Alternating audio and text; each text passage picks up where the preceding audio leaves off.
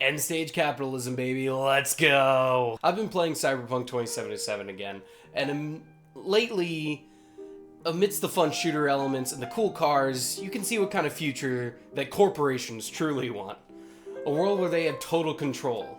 No more behind closed doors manipulation of the world, and instead manipulating you to your face, and they know when they say jump, you'll say how high.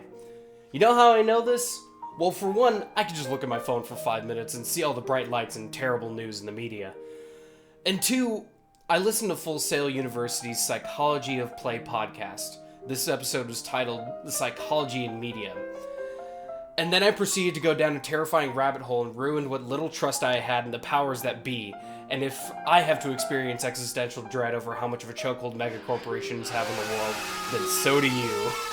Let me start this off by saying that I am in no way an expert in psychology, but what I am is observant. And if you stop smelling the corporate roses for a few seconds, you can start to notice the trails of pure conditioning that we are all constantly experiencing. The Encyclopedia Britannica defines psychological conditioning as a behavioral process whereby response becomes more frequent and more predictable in a given environment as a result of reinforcement, with reinforcement typically being a stimulus or a reward for a desired response. We've all heard of Pavlov and his adorable little dog. Basically, every time he fed his dog, he would start to ring a bell.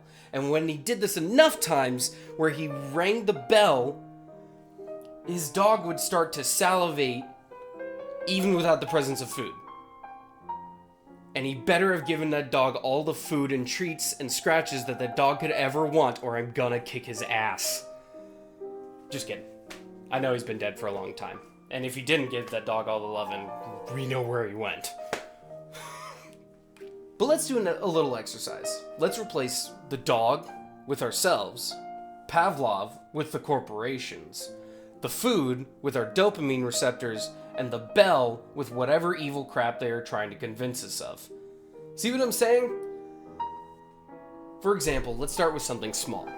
Take a second and think about the colors of fast food chain logos. If you said they're pretty much all the some combo of red and yellow, you'd be correct. Why? Because researchers found that the colors red and yellow induce feelings of hunger in the human mind. And these marketing teams got on top of that. Real quick they got on top of that. Because if those colors make you feel hungry and then you see a McDonald's right off the highway, you're more likely to stop and spend your money. Look at all the pretty colors, and go spend your money like a good little consumer.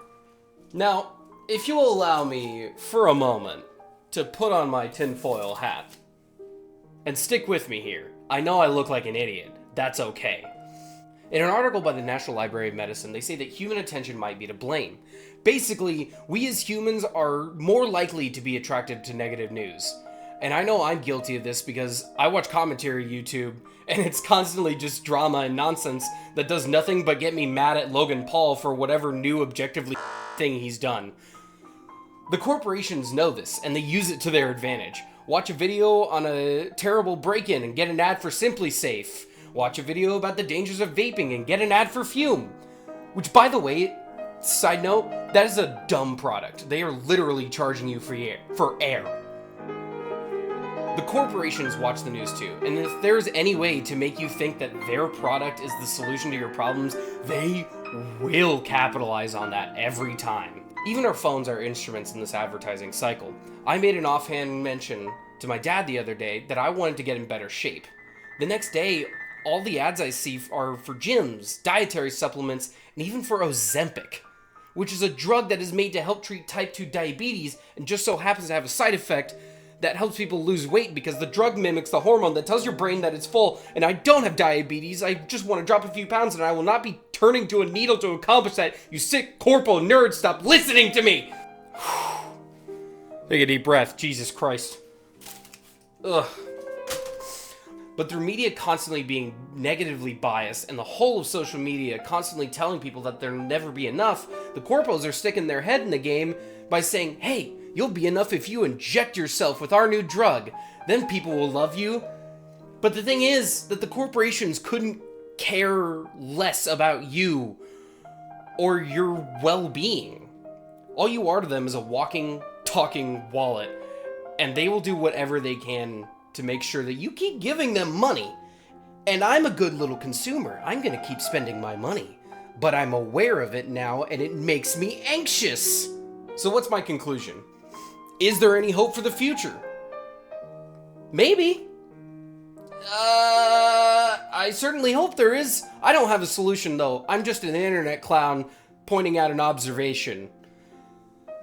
But if there is a possibility of someone profiting on what you consume or purchase, always look a little deeper and make sure that it is something you truly want to support, and enjoy exercising some healthy distrust in the powers that be.